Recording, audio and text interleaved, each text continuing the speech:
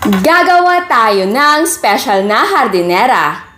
At syempre, para mas special ang ating hardinera, lalagyan natin ng Virginia ham. At pinapaalala ng Virginia na tuloy pa rin ang Pasko. Ang ilalagay natin sa ating special na hardinera ay ang Virginia Blackforest Ham. Ito ay smoked ham, ito yung itsura niya, napaka-unique ng kulay. Kukuha lang ako ng about 1 cup at kukuha ako ng extra para pang-toppings natin. Ang una nating gagawin ay priprituhin natin ang hotdog. Kung wala kayong hotdog ay okay lang, pwedeng hindi na maglagay. And yes, ang gamit ko ay Virginia na hotdog.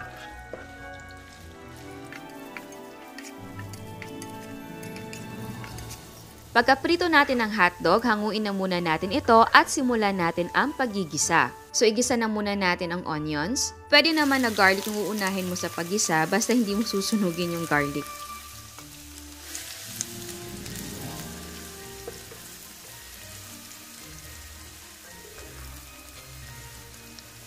And then, isunod natin ang garlic.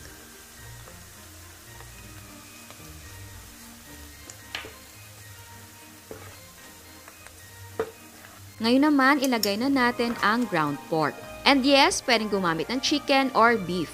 At para may lasa na ang ating pork, lalagyan natin ng salt and pepper. Lutuin natin ito until mag-light brown ang kulay ng ating karne. Ang gamit kong pork ay kasim. Mas maganda talaga na kasim ang bibilhin na part ng karne para hindi siya lumiit or mag-shrink.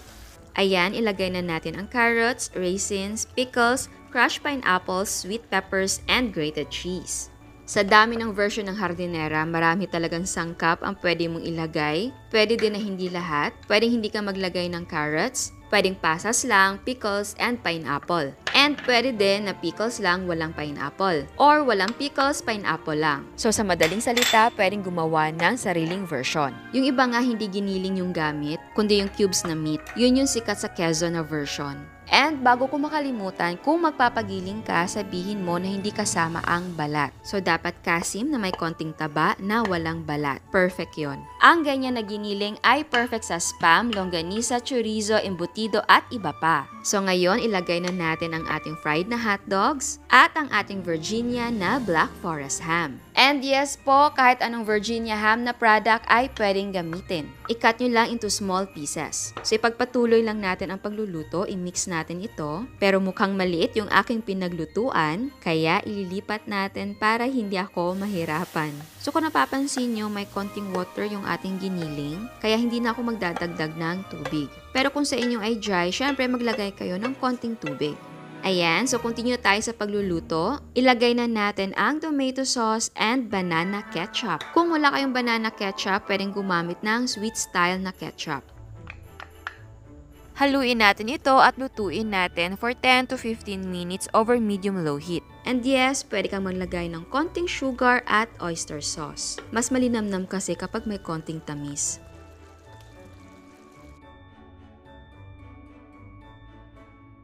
Ayan, na-absorb na yung ating liquid. At this point, pwede mo siyang tikman para malaman mo kung kulang sa alat or kulang sa tamis. At kung okay na sa'yo ang lasa, patayin na ang apoy at palamigin natin ang ating mixture completely. At kapag malamig na ang ating mixture, mag-slightly beat tayo ng mga itlog. Ito ang magiging binder natin para hindi maghiwa-hiwalay ang ating hardinera. Tapos, ibuhos natin ito sa ating mixture. Again, dapat malamig na ang ating mixture bago natin ilagay ang ating slightly beaten na eggs. Dahil kung mainit pa ang giniling, maluluto ang itlog. So, i-mix na natin ng mabuti until ma-incorporate natin ang ating giniling at ang ating itlog.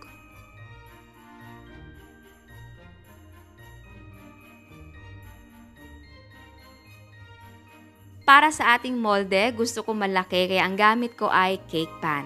Tapos, naglagay lang ako ng parchment paper sa bottom para madali siyang matanggal. So, bago natin ilagay yung ating mixture, maglagay tayo ng design sa bottom para pagbaliktad natin, maganda ang kanyang itsura. So, meron tayong itlog, hinati para makita yung yolk, carrots na pinorma nating flower, pwede ka din maglagay ng pineapples, raisins, sweet peppers, at syempre lalagyan natin ng Virginia Blackforest Ham. So, kung ano yung gusto mong design ng inyong hardinera ay kayo na ang bahala.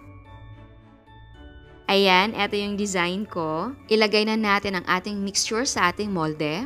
hindi ko po pupunuin yung ating molde. About 1.5 inches lang po. And yes po, pwede ang molde mo ay loaf pan. At lianera, ipapakita ko sa inyo mamaya kung gusto nyo na lianera ang molde.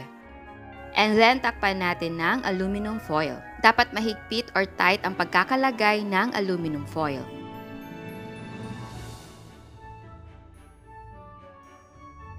Ayan, eto naman ang ating lianera na molde. So same lang, maglagay ka ng parchment paper sa bottom ng ating molde at maglagay ka ng design. Kung may access kayo sa dahon ng saging, ay pwedeng yun ang gamitin. And yes, pwedeng aluminum foil. Yung dahon ng saging kasi nakaka-contribute siya ng lasa at aroma. At kung lianera ang gamit mo, punuin mo na ito. So ang nagawa natin ay isang malaking bilog at 2 lianera na medium size.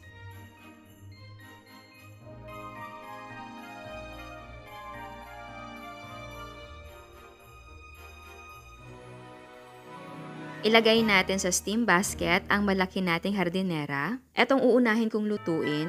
Isa lang ang maisasalang ko dahil maliit ang aking steamer. I-steam natin ito for 1 hour and 15 minutes or until mag-set ito. Pwede mo siyang i-check after 1 hour kung okay na. Kasi ganun yung ginawa ko. So, eto siya after 1 hour and 15 minutes. So, kung gusto mo makasigurado, pwede kang gumamit ng stick. Tusukin mo lang kung firm na or nag-set na siya, yung para bang hindi na siya nakihiwalay. Pero diba sa tingin pa lang, alam mo na naluto na. Hanguin natin ito at palamigin natin for 15 to 30 minutes bago natin tanggalin sa molde para hindi mawasak. At kapag na-rest mo na siya, pwede mo nang tanggalin ito sa molde. So, scrape lang natin yung gilid para ma-release ang ating hardinera. And yes po, kapag malamig na, pwede mo ilagay sa ref overnight. Tapos ilipat natin sa malaking plato. Pero ako ililipat ko siya sa chopping board. Ito ay chopping board ko na pang display ng pagkain. Naglagay lang ako ng parchment paper. At ayan, eto na ang ating special at magandang hardinera. So yung parchment paper na iwan sa ating molde. Yung ating 2 maliliit na hardinera, kung gusto mo na regalo or negosyo, pwede mong ilagay sa clear packs. And oo nga pala, itong mga hardinera na nasa lianera ay iniluto ko for 45 minutes to 1 hour over low heat. Ayan, takpan lang natin. At para mas maganda at para pang regalo sa Pasko, pwede mong lagyan ng ribbon. And of course, red na ribbon ay talagang bagay para ngayong Pasko at sa New Year. So, mas presentable, diba? Ang ganda niya tignan. Pangnegosyo o regalo, ang special na hardinera natin ay bagay na bagay para ngayong Pasko. Pero bago tayo mag-taste test, sa hindi pa nakasubscribe, please subscribe sa ating YouTube channel and please click the notification bell and please click all para ma-notify kayo sa lahat ng uploads. So, ayan, tikman na natin. Super excited ako na tikman siya dahil naaamoy ko na yung Pasko. O, alam niyo yung amoy ng Pasko, pag ikaw mahilig tumambay sa kusina during holidays or may mga handaan, tapos may nagluluto, ay nako. Alam mo yung may distinctive smell? Kasi siguro yung amoy na food na yun, ginawa nung Pasko or New Year or birthday mo, ganun na ganun. Kaya ito, very familiar yung smell. Para siyang embutido yung smell niya. Oo. Ito siya. Kapag na-slice na. So, ayan. Kita nyo. So, tikman na natin. Ayan.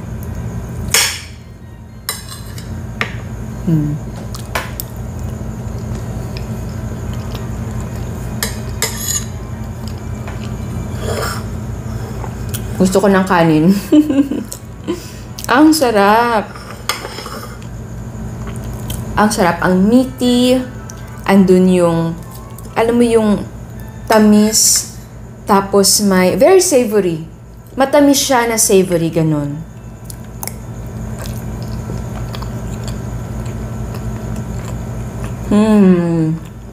Di ba ang hardinera ay special na siya dahil sa mga sangkap na inilalagay natin? Pero mas naging special siya dahil naglagay tayo ng Virginia na Blackforest Ham. Mas ano siya, alam mo yung lasa na alam mo na hindi tinipid yung hardinera mo. Ganun na ganun. Oh my God. Ang sarap niya.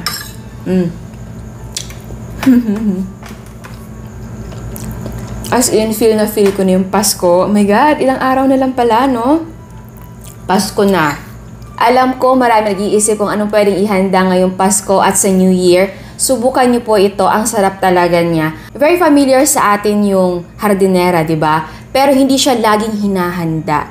Sa special na okasyon mo lang nakikita ang Hardinera, gaya ng Pasko. Kahit nga birthday, hindi mo to nakikita, di ba? Ako, pag pumupunta ako ng birthday, walang Hardinera. Embutido, oo, mas common siya na makikita sa mga birthdays. Pero eto, and oo nga pala, sa nagtataka, di ba magkapareho lang yung Hardinera tsaka embutido, tsaka everlasting? Yeah, meron silang, similarities, gaya ng mga sangkap. Ang difference lang siguro nila is yung pagluluto. Kasi ang Hardinera, lulutuin mo na muna, gigisahin, tapos steam. Yung embutido kasi, ihahalo mo lahat ng sangkap, tapos steam na. May mga Hardinera din na version na ihahalo mo yung sangkap, ilagay sa mga lianera, tapos steam. Itatanong mo sa akin kung yung lasa ng embutido at yung Hardinera magkapareho ba? Merong konti, slight, oo. Pero mas malasa yung Hardinera kasi siguro dun sa ginisa pa natin siya, talagang para bang yung sa meat na ano yung lasa niya, andun talaga lahat, mas na-enhance. Actually, yung mom ko, tinawagan ko na muna siya bago ako nagluto nito kasi gumawa siya. Tapos sabi ko sa kanya, same question din, ano mas maganda, yung bang steam agad or gigisahin mo na muna tapos steam? Sabi niya, mas malasa yung gigisahin mo na muna or yun, lulutuin tapos steam. And ako din napansin ko yung difference kasi talagang, alam mo yung, hindi ko ma-explain.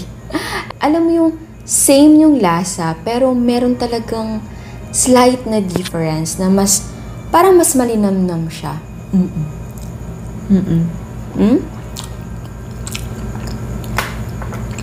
Yeah. Kasi yung nanay ko, mahilig magluto ng embutido yon. Every Christmas, New Year, birthday, nung una, bata pa ako, laging may embutido. Alam mo yung familiar ako sa lasa talaga. So, ako ngayon na nagluto ng Hardinera, tsaka i-compare ko yung embutido, talaga mako-compare mo. Pero, yeah, masarap naman both eh. Pero, mas malinamnam talaga to. Kasi siguro sa mga inilagay natin, yung ham, yung smoke flavor ng Virginia Blackforest na ham. Ang sarap niya.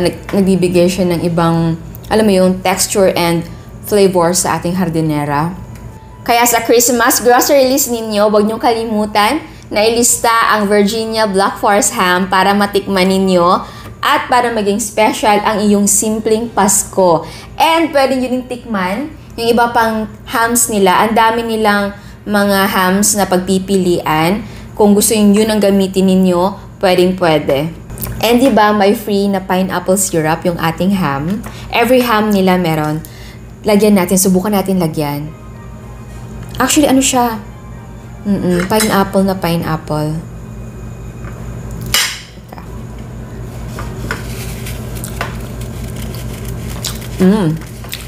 Sana yung habang nagigisa tayo, nilagay ko to. Kasi, bagay na bagay siya kasi diba meron tayong pineapple. Yung iba nga naglalagay ng juice ng pineapple.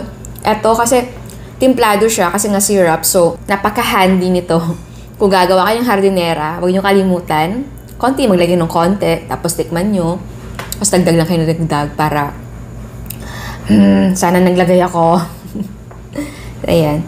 Sarap niya.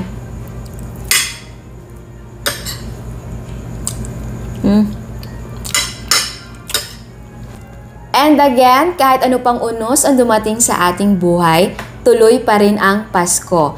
Kaya manalig lang at huwag mawalan ng pag-asa. So ayan, sana nagustuhan nyo ang recipe natin ngayon. Ciao! At para sa mga hindi pa nakasubscribe, please subscribe sa ating YouTube channel and please click the notification bell and please click all para ma-notify kayo sa lahat ng uploads. And please don't forget to like our Facebook page and follow us on Instagram. Thank you!